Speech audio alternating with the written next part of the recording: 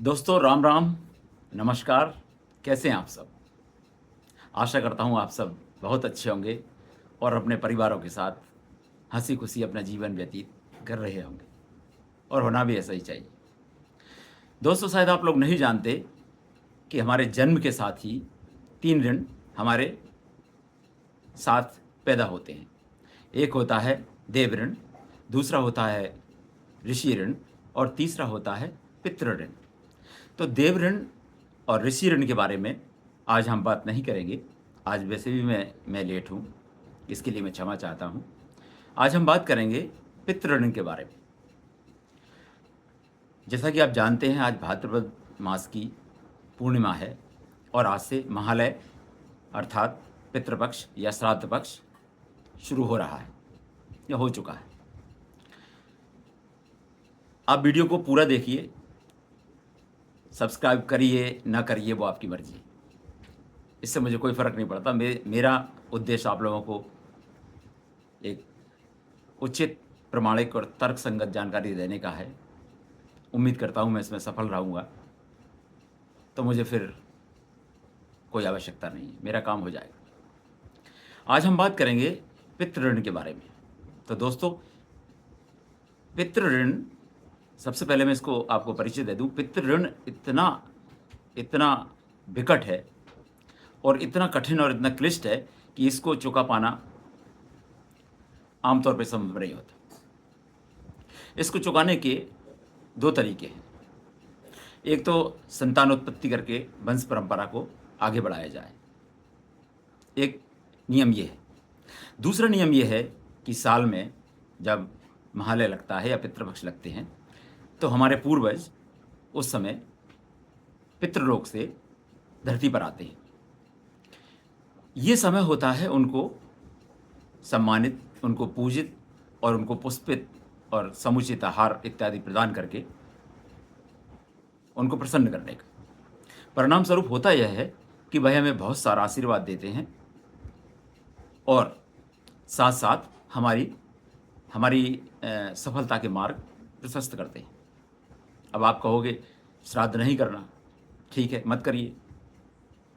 आप पे कोई ज़बरदस्ती नहीं है कि आप श्राद्ध करिए, लेकिन उसके जो गंभीर दुष्परिणाम आएंगे, आप जब परेशान होना शुरू हो जाएंगे, आपको आपके बच्चों की तरफ से, आपको बच्चों की पढ़ाई लिखाई, घर वालों का स्वास्थ्य, इस तरह की तमाम जब परिस्थितियाँ आएंगी और आप तमाम पूजा पाठ करते रहेंगे, तमाम तरह के मंदिरों में झांकते रहेंगे, ये भगवान वो भगवान।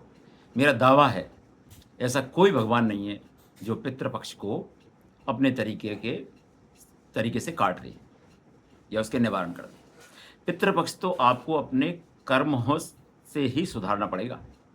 आप सोचोगे मैं मंदिर चला जाऊं, नो। जहाँ से आप पैदा हुए हैं, जहाँ से आपको हड्डी, मांस, मज्जा, रक्त सब कुछ मिला है आत्मा को छोड़कर। आत्मा भगवान ने डाली, सत्य है, लेकिन भगवान हवा में आत्मा नहीं डालता। उसके लिए शरीर की आवश्यकता है और शरीर आपका चूंकि आपके माँ बाप से मिला है, उनको अपने माँ बाप से मिला था और उनको अपने माँ बाप से मिला था। तो यह परंपरा चली आ रही है। यह आपका शरीर, आपका इसमें कुछ भी किया नहीं है। ना तो आप अपनी मर्जी से पैदा हुए हैं, ना आप अपनी मर्जी से इस लोक से जा पाएंगे। इसलिए आपके लिए बेहतर है कि आप अपने पूर्वजों का, माता पिता, नाना नानी,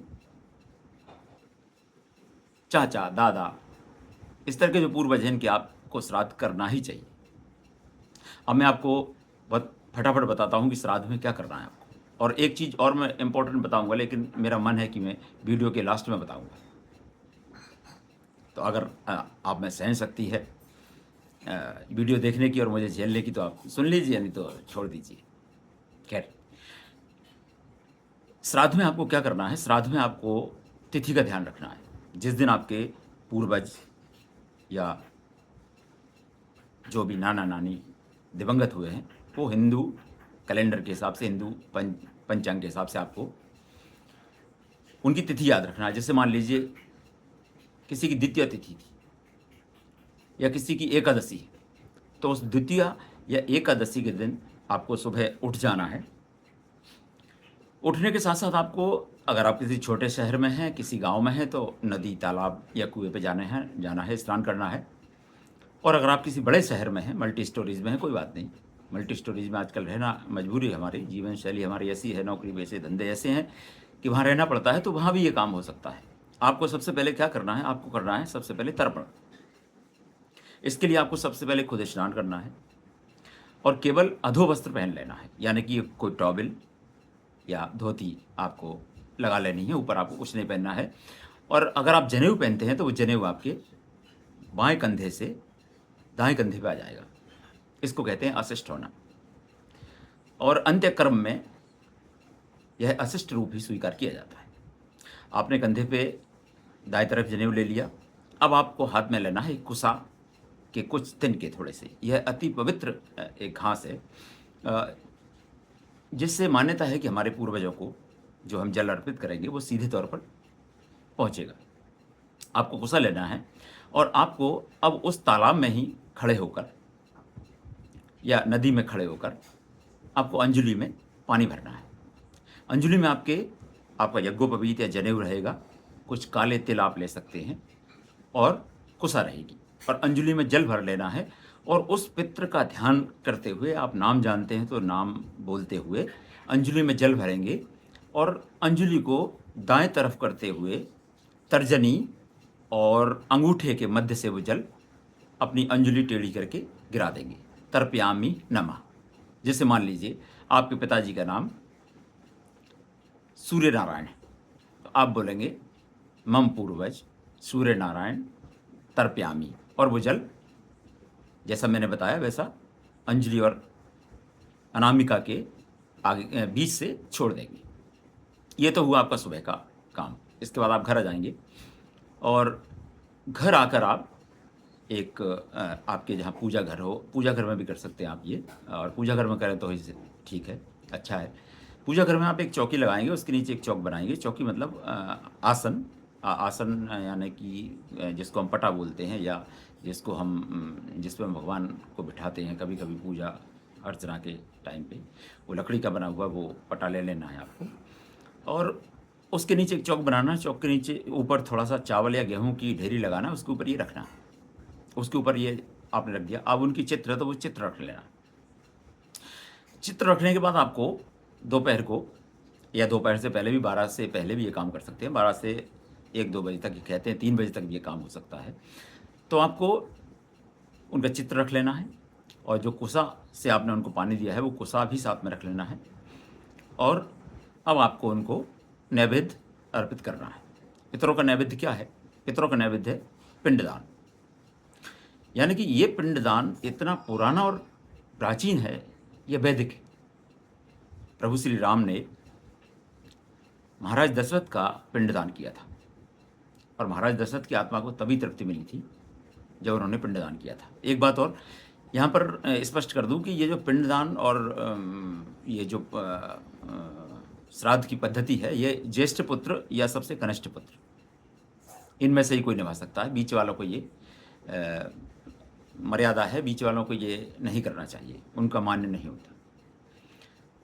तो अब आपने पटा लगा लिया, उनको दीपक लगाइए, धूप लगाइए और आप 3 या 5 चावल के, उबले हुए चावल के गोले बनाइए और उन गोलों को उसी प्रकार से हाथ में लेना है। अंजलि बनाइए, अंजलि में उनको रखना है। उसके ऊपर अंजलि के ऊपर थोड़ा सा किसी से घी, शहद और तुलसी, ये दल ये रखवा लीजिए और उसको अंजलि से, अभी आपको यज्ञोपवीत दाएं ही रखना है, अशिष्ट ही रहना है। तो अब उस पिंड को आपको 3 या 5 पिंड को आपको एक एक करके अंजलि और अंजलि में से तर्जनी और अंगूठे के बीच में से लुढ़का देना है। लुढ़का देना यानी कि उस पट्टे पे रख देना है। ये उनको हम पिंडदान कर रहे हैं, जो आप ये भाव कीजिए कि वो पितृ स्वरूप में हमारे पास आकर उसको ग्रहण कर रहे हैं। अब आपको, अगर आपने पहले नहीं लगाया तो तुलसी, ये सब शहद वगैरह, ये आप फूल ये सब चढ़ा दीजिए उनको। इसके बाद आपने ये चढ़ा दिया, इसके बाद आपको ये देखना है कि आपके घर में कुछ पूड़ी, सब्जी, खीर इत्यादि भी बनी हुई होती है। आमतौर पे श्राद्ध के दिन बनती ही है। तो आपको करना ये है कि उनमें से 2, 2 4, 2 6, 2 8 पूड़ी 2-2 करके उस पटे पे रख देना है। और उसी पे सारा सब्जियों में डोब-डोब के, मतलब डुबा-डुबा के, उनको लगा-लगा के, सारी सारी जितने सब सामग्री बनी है आपके यहाँ, रायता, बूंदी, खीर, लड्डू, जो कुछ बना है, बाफले, जो कुछ है आपके घर में, वो सब उनको वहाँ पे अर्पित कर दीजिए। अब अर्पित करने के साथ ही आप उनको प्रणाम निवेदित कर लीजिए। अब प्रणाम निवेदन में आप ये कहिए कि हे पितृदेव, हे पूर्वज, आप पधारें और आपके इस पिंड को ग्रहण करें। तो ये 100% बात है, 100% सच बात है कि वो पितृ आपके उस पिंड को, इसको सपिंडीकरण श्राद्ध कहते हैं, वो उस पिंड को ग्रहण करेंगे, वो सूक्ष्म रूप से ग्रहण करेंगे। और आप एक उपला ले लें, उसको पहले से ही उपले को जलाकर उसको पचा दें, यानी कि उसमें धुआँ ना रहे। उस उपले को रखें। उस उपले के जले हुए यानी कि कंडी को, उस अंगार को आप उनके सामने हमको रखना है, जिसे हम भोग लगाना कहते हैं। उस पे आप थोड़ा-सा घी, थोड़ी-सी शर्करा और थोड़ा-सा अगर मिलता है तो अरे ये अच्छा बोलते हैं इसको, नाम अच्छा है उसका, मेरे को नाम याद भूल गया मैं, मिलता है तो चलो वो मैं भूल रहा हूँ। आप अगर ये भी डाल दें, तो ये डाल के आप थोड़ा-सा जो खाना बना है वो उस पे डाल दें और वहाँ पे थोड़ा-सा उनको प्रणाम करें और बोलें कि आप ये धूप, दीप, नैवेद्य ये सब ग्रहण कीजिए और हमको आशीर्वाद दीजिए और उनको प्रणाम कर लें। अब श्राद्ध यहाँ खत्म नहीं होता। आपको इन चारों पिंडों को उठा के, 3 या 5 पिंडों को उठा के तो नदी में डाल देना है या किसी तालाब में डाल देना है, जो मछलियाँ खा जाएँगी। और जो 4 पूड़ी वगैरह के जो हमने 2-2 पूड़ियाँ जो हमने रखवाई हैं, उनको कन्या, काक यानी कौवा, गाय और कुत्ता, इनको डाल देना है। इन जीवों को देने से आपके पूर्वजों को, की आत्मा को, वो जिस भी रूप में है, जिस स्वरूप में है, जिस भी योनि में है, वो चाहे वो मनुष्य हैं दोबारा, चाहे वो जानवर हैं, चाहे शेर हैं, आपके मान लीजिए आप कह रहे हैं नहीं हमारे पूर्वज शेर हैं, तो उनको शेर रूप में, यानी कि वो भोजन के रूप में ही वो मिलेगी। यानी कि सूक्ष्म रूप में वो आपका जो पूर्वज है, जो शेर है अभी, वो उसको यथा इच्छा उस दिन भोजन प्राप्त हो जाएगा उस जंगल में। यानी कि उसको जो पसंद है वो भोजन मिल जाएगा और वो उसकी आत्मा तृप्त हो जाए। ये आप नहीं जानते, ये वो जानता है, ये वो आत्मा जानती है। आत्मा से आत्मा की लिंक की बात है। वो आत्मा जानती है और वो ग्रहण कर लेगा। आपको अनंत आशीर्वाद देते हुए वो आत्मा उस दिन यहाँ से जाएगी, वो किसी रूप में हो।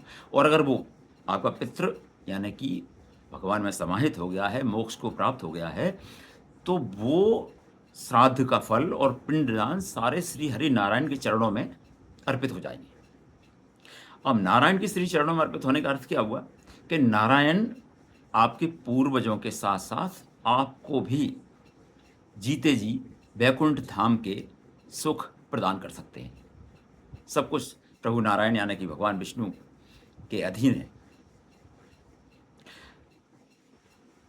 अब इसके बाद आपको घर आकर यथासंभव ब्राह्मण 1, 3, 5, 7 जितना आपसे बन सकता है, जितना इजीली आपसे हो जाए, उनको आपको भोजन करवाना है और समुचित श्रद्धा और उनको प्रेम के साथ उन्हें भोजन करवाना है। उन्हें बाद में, भोजन के बाद, चाहे आप 10 रुपये दें, हर एक को द्रव्य यानी कि 10-10 रुपये देना है आपको। आपको उनके पैर छूना है और आपके खास तौर पे जो पुत्र हैं उनको तो पैर छूना बहुत आवश्यक है, क्योंकि ये श्राद्ध है और यहाँ पे हमारी पीढ़ी दर पीढ़ी तरक्की की बात है। तो अब जो मैं एक लास्ट बात, ये तो हो गया आपका उस दिन का श्राद्ध। अब मैं जो लास्ट बात आपको बता रहा हूँ वो बहुत इम्पोर्टेंट है, बहुत इम्पोर्टेंट है। आजकल के परिवारों में हमने देखा है कि एकल यानी कि सिंगल चाइल्ड फैमिली होने लगी है। अगर मान लीजिए आपकी माँ सिंगल चाइल्ड हैं, तो उनके कोई भाई नहीं हुआ। उनके भाई नहीं हुआ तो फिर उनका उनके माता-पिता का श्राद्ध कैसे होगा? कौन करेगा उनका तर्पण? उनकी आत्मा को कैसे शांति मिलेगी? तो उसके लिए विधि सम्मत और वेद सम्मत, पुराण सम्मत बात ये है कि उनका दौहित्र यानी कि आप, उनकी बेटी का बेटा अपने नानी या नाना का श्राद्ध कर सकता है। वो उनकी आत्मा के लिए, उनकी प्रसन्नता के लिए उनका नाना या नानी का श्राद्ध कर सकता है, लेकिन ये श्राद्ध आपको करना है यानी कि पूर्णिमा के बाद पहले दिन, प्रतिपदा पर। श्राद्ध पक्ष की प्रतिपदा पर आपको अपने नाना या नानी का श्राद्ध करना है। जैसा मैंने बताया, आपको उसी हिसाब से उनको तर्पण करना है, अर्थात जल देना है। फिर घर आकर उनको पटे पर 3 या 5 पिंड अर्पित करना है। सपिंडी श्राद्ध होगा ये। और फिर आपको जिस तरह से 4 जगह 2-2 पूड़ियाँ रखी हैं, वो रखना है। सब कुछ मिला के उनको अर्पित कर देना है और प्रणाम निवेदित करना है। तो आपके नाना-नानी की आत्मा को जो प्रसन्नता होगी, आप सोच भी नहीं सकते, क्योंकि ये मातृपक्ष का मामला है। पितृपक्ष को तो हमने संतुष्ट कर लिया, पितृपक्ष यानी कि हमारे पिता की तरफ का। अब माता की तरफ कोई लड़का नहीं है, तो श्राद्ध कौन करेगा? इसलिए दौहित्र यानी कि नाती, बेटी का बेटा, यह काम अच्छे से कर सकता है, उसे ये अधिकार दिया गया है। और जब नाना-नानी का श्राद्ध कहीं नहीं होता या तो उनके घर में, फिर अगर उनके घर में कोई नहीं कर रहा है, तो वो दोष सारा का सारा आपके ऊपर आता है। और यही एक मौका है, मैं फिर कहता हूँ कि यही एक मौका है साल में, जब आप अपने पितृदोष को, इसे पर्टिकुलर हम बोलेंगे मातृदोष। पितरों का तो है, लेकिन माता से संबंधित है, हमारी माता से रिलेटेड है, नानी और नाना का श्राद्ध है। तो वो अगर आप करेंगे, तो आप निश्चित मानिए कि आपकी नानी, नाना अगर वो प्रसन्न होते हैं, तो आपके जीवन में इन पितरों के साथ-साथ वो भी आपके पितर हैं, ये मत भूलिए। इसलिए जितनी आपकी कुशलता ये पितर चाहेंगे, जितनी ये कामना करेंगे, जितना आशीर्वाद ये पितर देंगे, जितना आपकी तरक्की में ये पितर शामिल होंगे, उससे भी कहीं ज़्यादा मातृपक्ष के पितर अर्थात नाना और नानी जो अब पितृलोक में हैं, वो बहुत प्रसन्न होंगे और उनकी करुणा और उनकी दया आपके ऊपर साल भर ऐसे ही बरसती रहेगी। तो ये कुछ बहुत छोटी-छोटी बहुत मोटी-मोटी बुद्धि की बातें थी। मुझे उम्मीद है कि आपको अच्छी लगी होंगी। और चलिए, राम राम, आनंद कीजिए। जय श्री राम। नमस्कार।